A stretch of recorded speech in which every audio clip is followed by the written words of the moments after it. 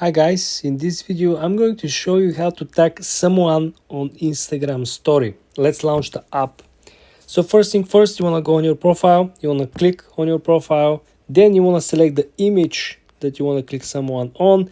We currently have this price tag from North Face. So what we're going to go about it, we are going to tag North Face. You're going to go on the top corner and you're going to see the text button. You click on the text button, then you are going to start typing the person or the company you want to tag. In our case, we're talking about North Face, right?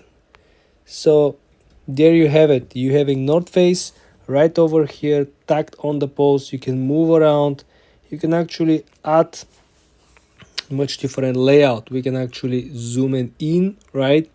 And when we actually place this with the button placed to your story, they will get notified. They will receive an actual text on their own account that you actually, in our case myself, tag them, and then they can actually launch the Instagram story through the message that they receive on their own site, right? So they will be able to claim it, they will be able to share it if they like it, so on and so forth.